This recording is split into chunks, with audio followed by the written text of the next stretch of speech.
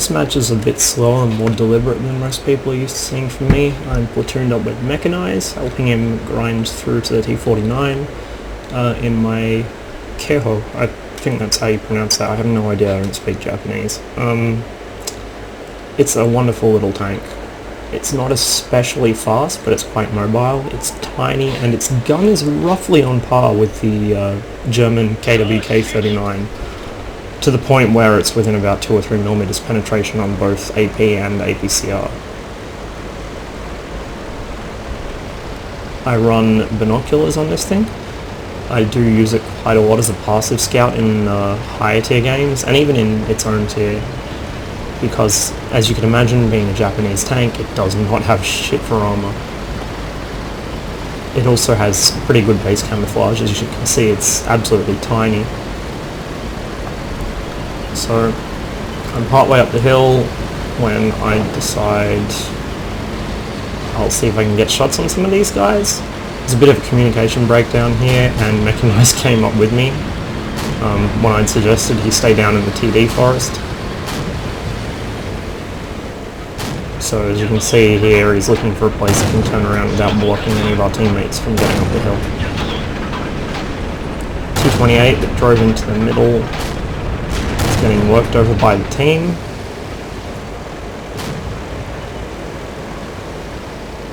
It's not a good position to ever take a 228 to. So they're down 1 tier 4 already. I work my way over here and find a nice bit of terrain that I can use to screen myself from the front and the left sides. And then peek over and start firing at the martyr.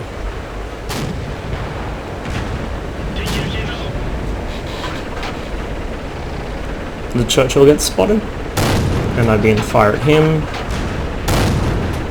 It is a Churchill, so obviously I'm going to have a little bit more trouble with its armor. But the gold out of this gun is quite decent for a tier 4. Like I said, this gun is roughly equivalent to the Panzer III's KWK-39 L60. T-40's out in the open. I get a quick shot into him before he backs around the corner. I can just see the very corner of a track. I see if I can just nick the track for a tracking shot. The angle's too bad to pen his armor, but I was hoping I might be able to at least immobilize him, but it doesn't matter because RM5 gets him with a blind shot anyway. So we're trading 1 for 1 at the moment.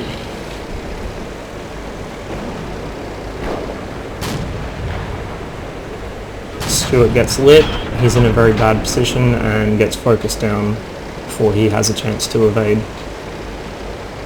So it is exactly 1 for 1 at the moment. 5 tanks lost on each team. Churchill gets relit. I begin firing at him, but I'm having trouble penning him because my shells arc so high, they're hitting his top armor instead of his side.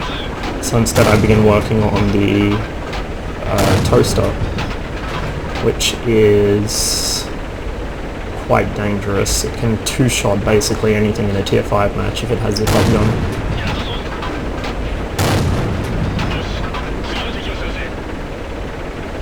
Take out the Lee while he's spotted, and then I just sit still covering our KV-1 as he pushes up.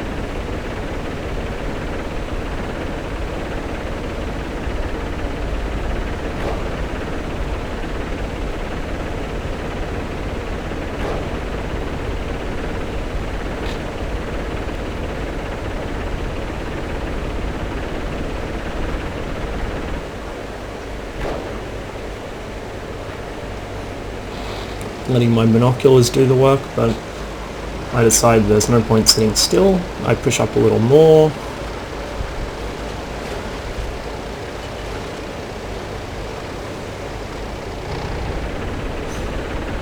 The enemy begin pushing tanks in through the southeast, trying to get our arty.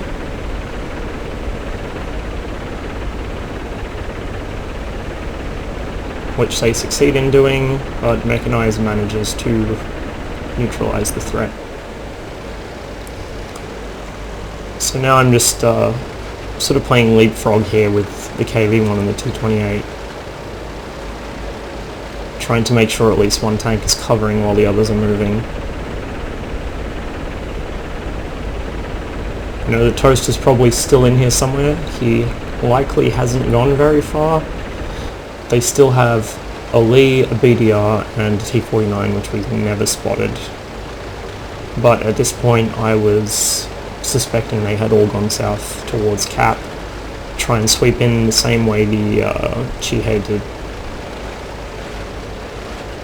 So I'm driving through the forest when suddenly this guy pops up with a quick snapshot. I take him out before he can kill me. T28 comes barreling down the hill and gives me a bit of a bump.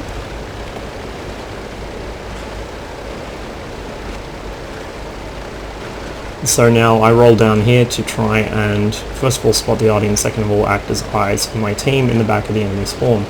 And here we go. The BDR and Artie have both been spotted. I have a couple of bad bounces at first on the BDR because I'm so unfamiliar with their weak spots. I don't always shoot them in the best places. BDRs aren't very common, not many people like to play it. So I take a risk sitting still here, thinking the Artie hasn't moved. Sure enough, he hasn't. His shotgun just misses me. And then I've just got to worry about the BDR, because the T49 and Lee have both been spotted in the standard battle spawn. But as I was saying, the BDR is not a very common tank to run into if you play mostly higher tiers like me. So I don't really have the kind of familiarity with its armor scheme I do with other tanks. As a general rule, if I see one, I'm driving something that can pen it anywhere from any angle.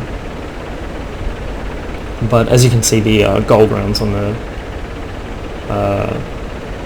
KO are quite good and will slice through a BDR from most angles. So Mechanized manages to take out the T49 as it tries to sneak up through the forest, and then he begins shifting over to help me with the BDR, as I am worried the BDR might be capable of one-shotting me. VK3001 decides he wants to sit on the hilltop and do nothing. Our Churchill is actually covering our south flank. So you can see there I loaded the 2 HE shells I was carrying to bulldoze down some of the BDR's potential cover. However, he's moved, and as I'm shifting around to try and pop up from a different angle, I actually run almost into him. So make a quick moving snapshot, which luckily pens. His shot misses.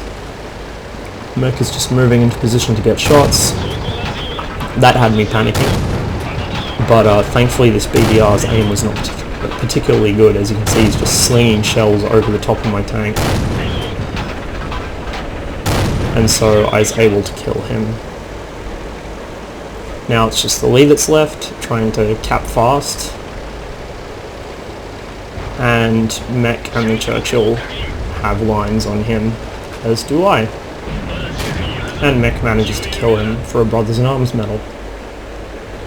And I accidentally fuck up and type my message to the BDR in the wrong chat. So, not a bad match for this little tank. It's quite enjoyable. I really like playing it. Definitely a keeper. It's kind of like if you took the M8A1 with a 57mm gun and broke its engine, basically. It's quite agile, but it's not very fast.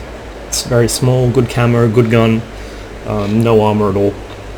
So it's more of a sort of, I don't want to say sniper because I know what that means in the PUBG mind, but it's not really the kind of thing you want to be up front of an attack with, unless you can abuse your excellent camo in order to conceal yourself and spot for your team.